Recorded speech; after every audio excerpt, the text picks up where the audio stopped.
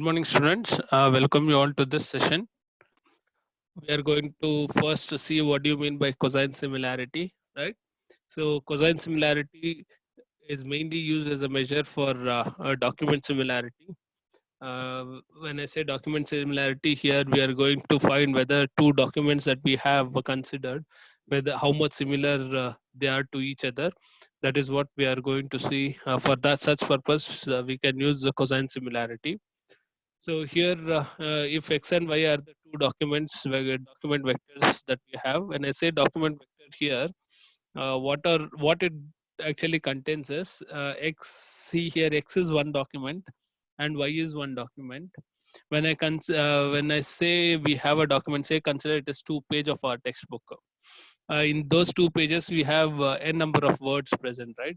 So here, when I say vector here, these vector consist of each word in the textbook becomes my attributes. So if say consider in that particular page, I'm having say 100 words, then it means that X is having 100 attributes in it. Similarly, if in second page, that is page Y, if you are having 100 words, then Y is also going to have 100 attributes. So what we are going to consider in these vector that we are going to take is, we are going to consider number of times a particular word is repeated in that particular page. That is what is document vector consist of here. Clear? So document X and Y are 2 pages. When I say document, consider your textbook and 2 pages, any 2 pages of your textbook. So each page is having a number of words, where each word is a attribute here. Each word is a attribute. Say if I have 100 words, then 100 attributes for page X, and there are 100 attributes for page Y. So the attributes might be the words might be repeated, right? So here the vector that I'm going to consider will have frequency, that is how many times that particular word has been repeated. That is what we are going to consider. Clear? So how am I going to find, what is the formula to find the cosine similarities? So cosine of x comma y, that is between 2 page x comma y, it is nothing but dot product of x and y divided by length of x and length of y. When I say length of x and y here, x is vector and y is vector. Length of x vector and length of y vector. This is the formula that we use to find cosine similarity. Is it clear? So cos of x comma y is equals to dot product of x and y, and then length of vector x, length of vector y. Now how to find this dot product, or how to find the length of x and y? So this is how you do it.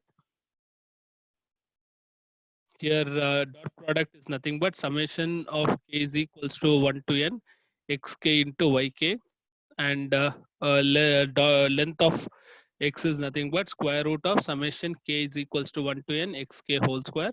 Similarly, length of y is nothing but summation square root of summation k equal to 1 yk square. So this is a formula to find the cosine similarity. Cosine similarity is mainly used to find the similarity between two documents. That is, we call it as document similarity. So hope you have written the formula or taken the screenshot of this.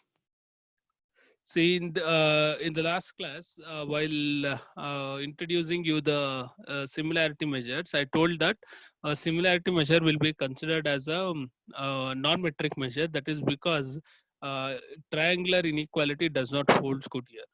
But at the same time, I also told that for some of the measure, triangular inequality might be holding good, in which case that particular measure will be considered as a metric measure.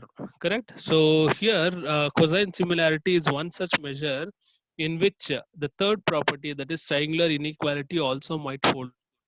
So cosine similarity in few cases will also be considered as a metric measurement. Clear? So generally all the similarity measures that we are considering, since the third property, of that is triangular inequality, is not there, they will be considered to be as a non-metric measurement. But few cases like this, that is cosine similarity, but not for all the cases, few of the cases in cosine similarity we might have triangular inequality holding good. So for such cases, cosine similarity can be considered as a metric measurement. So that you have to keep in mind. Clear? So now we'll consider an example and try to see how to find the cosine similarity. So consider this as an example. X is equals to 1, 1, 1, 1 and y is equals to 2, 2, 2, 2. So 2, comma 2, comma 2, comma 2. Now I have to find the cosine similarity for between these two documents. Now this is one document and this is the other document. X is one document here, y is one document here, right? So we know that the cosine similarity formula is cos of x comma y is nothing but dot product of x and y divided by length of vector x and length of vector y. So what all we require here, we have to find the dot product of x and y. We have to find length of vector x and then length of vector y. First we will find all this and then we'll substitute in the formula, right? So this is how you find, this is a formula to find the uh, document vector, right? Dot product, right? So here, say when as I told earlier, here in this, each document is having 4 attributes. That is, say consider attribute 1, attribute 2, attribute 3, attribute 4. When I say xk and k ranges from 1 to n, here n value will be 4 because I'm having 4 words here. That is 4 attributes I'm having. So when I say xk, yk, when k is equals to 1, it is referring to attribute 1. When k is equals to 2, it will be referring to attribute 2. When k is equals to 3, it will be referring to attribute 3. And when k is equals to 4, it will be referring to attribute 4. That is what it means. Is it clear? So this formula here, how we will be applying, it is from k is equals to 1 to n. What is n here? N is nothing but number of attributes. How many attributes I'm having? I'm having 4 attributes. 1, 2, 3, 4. So when x is equals to 1, I'm referring to attribute 1. Sorry, when k is equals to 1, attribute 1. K2 means attribute 2 is what I'm referring to. When I say K3, attribute 3 is what I'm referring to. And when I say k is equals to 4, attribute 4 is what I'm referring to, right? So substituting this, taking the values, this is what I get, right? So when 1 into 2 plus for k is equals to 2, again it is 1 into 2 plus when k is equals to 3, again it is 1 into 2, and when k is equals to 4 also it is 1 into 2. So what will be the total value that you get? 2 plus 2 plus 2 plus 2, which is equals to 8. So here dot product of x and y is 8. Hope you have understood this, how to find this dot product. It is very simple, right? Summation of k is equals to 1 to n xk into yk, where k here n here refers to the number of attributes present. Since we have 4 attributes, I will have k ranging from 1 to 4. Clear? Now we have to find length of vector x. So what is the formula to find length of vector x? It is summation, the square root of summation of k is equals to 1 to n xk square. When I say xk square, it is nothing but xk into xk, right?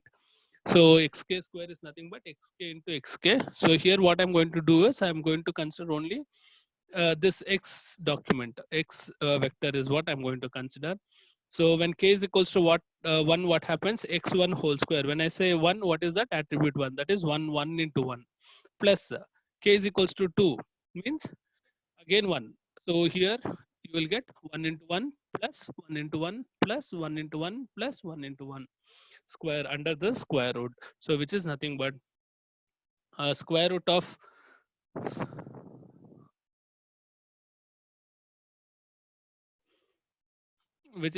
square root of 4, which is nothing but 2, right? So this is what you are going to get for length of vector x, correct? Next you have y, length of vector y. So length of vector y will be what? So it is 2 into 2 plus 2 into square root of 2 into 2 plus 2 into 2 plus 2 into 2 plus 2 into 2. So which is nothing but you will going to get square root of 16, which is nothing but 4. So now this is what you have got, right? So hope you have understood this, how to find simple formula. Now what I'm going to do is I'm going to substitute this value in the formula to find the cosine similarity. So what is x dot product xy? It is 8. Length of vector x is 2. Length of vector y is 4. So you are going to get it as, which is nothing but cos of x comma y is nothing but 1. So here cosine similarity, we are going to get it to be as value 1, right? So this is how we are going to calculate the cosine similarity between any two given document. Hope this cosine similarity is understood, right? Now, moving forward, cosine similarity is not only applied for the document type, but it is also for the it is also the measure of angle between x and y. So we can also find it is actually cosine is nothing but angle between x and y, right? So here in specific, when I consider the cosine of angle, what angle we are going to consider? We are going to consider it as a cosine of the angle between the x and y. So if cos of xy is 1, which means that uh, angle between x and y is 0 degree. When cos of x comma y is 0, it means that angle between x and y is 90 degree, which is nothing but your you know that in trigonometry you have studied, right? Cos 0 is 1 and cos 90 is 0. So the same thing you are written in other way.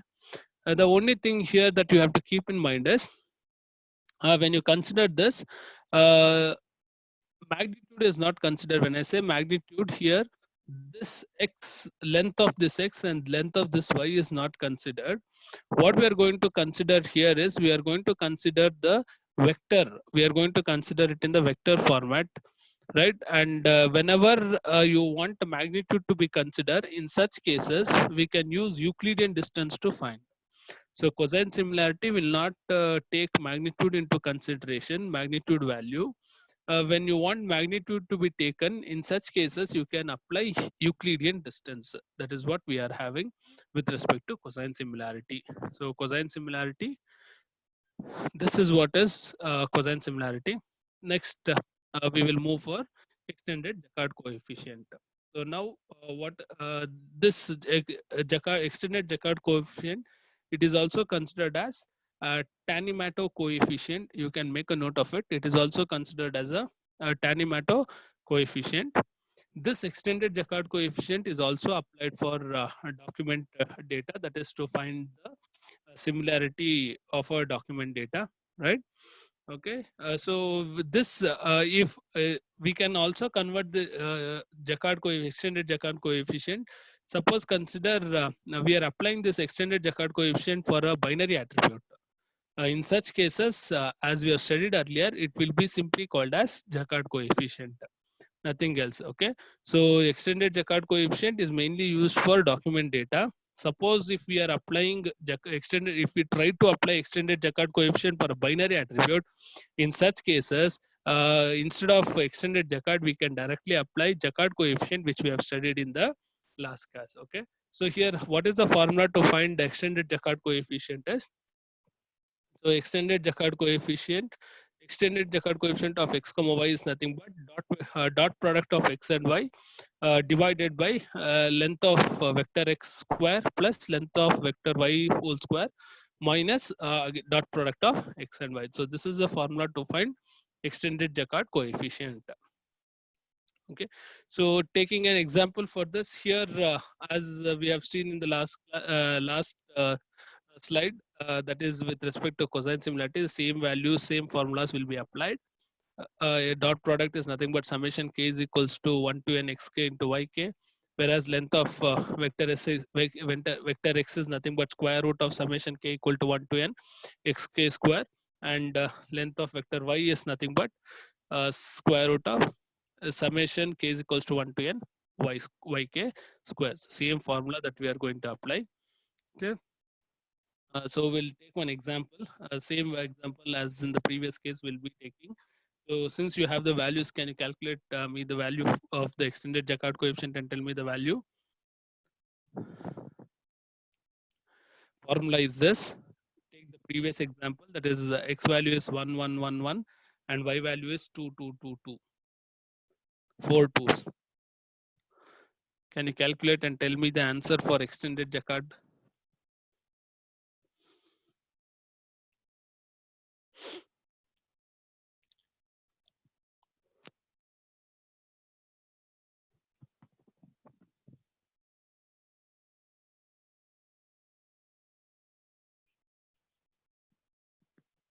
0.6, one answer.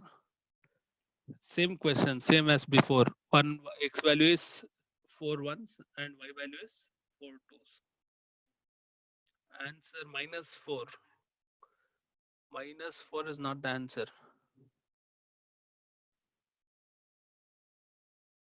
2 by 3, they convert it into decimal. 0.66, 0.67. Yes. Yes, 0.666, which is nothing but 0.67. True, true. Fine, which means you have understood this to calculate the extended Jaccard coefficient also, right? Very good.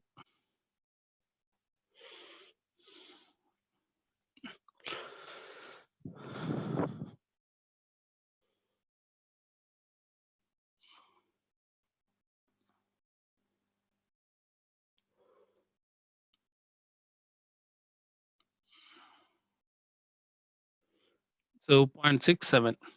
Okay. Thank you, students. If you have any doubts or queries or for feedback, you can write back to me. Thank you.